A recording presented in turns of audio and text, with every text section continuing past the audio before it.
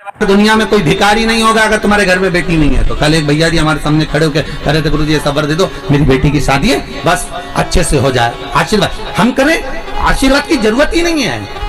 3 के भाग्य का धन हर व्यक्ति को मिलता है। पहला बहन बेटी के भाग्य का, दूसरा गौ माता के भाग्य का, तीसरा संत और ब्राह्मण के भाग्य का। अगर आपके घर में बहन बेटी आ रही है, आपके घर में बहनें आ रही हैं, आपके घर में बेटी ने जन्म लिया है, तो उसके भाग्य का धन तुमको जरूर मिलेगा। दूसरे नंबर पर गौ माता अगर तुम्हारे घर में है, या तुम गाय को 1 रोटी दे रहे हो, गौ माता की सेवा कर रहे हो, भले तुम्हारी गरीब परिस्थिति है, भले तुम्हारे पास में कुछ भी नहीं है, तो भी तुमने अगर गौ माता की सेवा करी है, गाय को 1 रोटी दी है, गाय को चारा दिया है, गाय की सेवा करी है, उसके भाग्य का धन तुमको जरूर मिलेगा।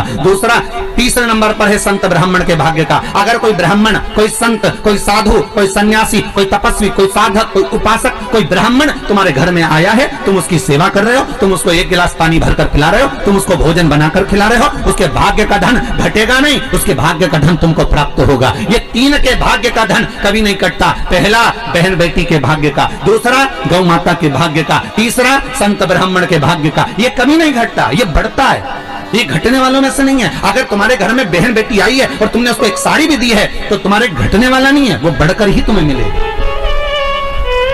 तुमने गाय को अगर 1 रोटी दी है, उसका भाग्य तुमको प्रबलता में ही प्रदान करेगा।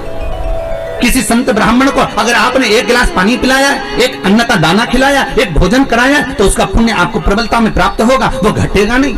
ये घटने वालों में से नहीं है कि घट जाएगा, ये प्रबलता में प्राप्त हो जाएगा।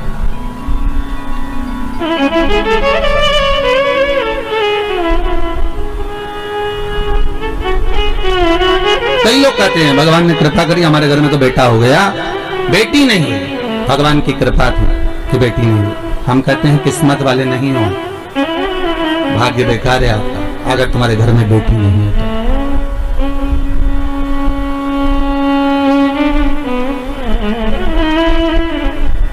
पूछा गया, किसी ने पूछा कि गुरुदेव जिसके यहाँ पर बेटी नहीं होती, आप कहते हो उसका भाग्य अच्छा नहीं होता, ये बताओ भगवान फिर बेटी क्यों नहीं देता? फिर तो उसको बेटी देना चाहिए। हर एक व्यक्ति के घर में 1 बेटी तो देना ही चाहिए। अगर 2 लड़के दिए हैं, 3 लड़के दिए हैं, तो 1 कन्या तो देना चाहिए।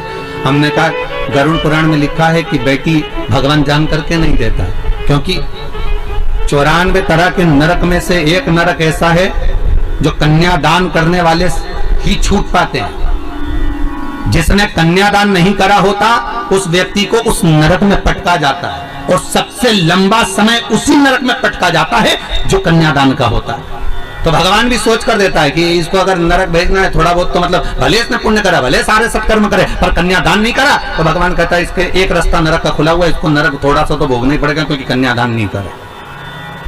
इसमें आपने एक प्रश्न लिखा है, बड़ा सुंदर है महाराज, सबके जगत कल्याण के लिए। महाराज जी, शिवलिंग पर धतूरा रोज क्यों नहीं चढ़ाना चाहिए?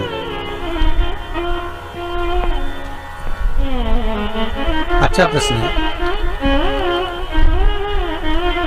शंकर भगवान को धतूरा कब चढ़ाना चाहिए उसका विशेष ध्यान रखें। जैसे शिवरात्रि है, प्रदोष है, या सोमवार है, या कोई विशेष आपका उत्सव है, तो आप शिव जी को धतूरा चढ़ा सकते हैं। या विशेष कोई बीमारी ऐसी लग गई है, या विशेष कोई तकलीफ ऐसी हो गई है जिसका निवारण नहीं हो रहा, तो आप धतूरा चढ़ा सकते हैं। धतूरा चढ़ाने का भी एक क्रम है। हल्दी में भिगोकर धतूरा चढ़ाया जाता है लक्ष्मी के लिए। चंदन में भिगोकर धतूरा चढ़ाया जाता है आयु की वृद्धि के लिए। अबीर, अबीर एक सफेद कलर का बॉर्डर होता है, अबीर गुलाल जो होती है, गुलाल में अबीर डलता है, चमकदार, आपने देखा होगा अबीर। तो अबीर में धतूरा जो डुबो कर चढ़ाया जाता है, अबीर को लगाकर चढ़ाया जाता है, वो रोग मुक्ति का होता है। काय के लिए होता है? वो रोग मुक्ति, रोग की मुक्ति। धतूरे का भी एक स्मरण होता है महाराज। बहुत भारी रोग है, बीमारी लग गई है, डॉक्टर अपना काम कर रहे हैं, घर का व्यक्ति बहुत बीमार हालत में पड़ा हुआ है, तो बेलपत्री के वृक्ष के नीचे भी शिवलिंग का निर्माण कर कर एक धतूरा समर्पित करा जाता है, जिससे रोग से मुक्ति होती है। उसमें ना तो हल्दी लगाई जाती है, ना चंदन लगाया जाता है, ना अबीर लगाया जाता है, केवल धतूरा चढ़ाया जाता है। रोग श्री शिवाय नमस्तु। अहंकार से वंचित हो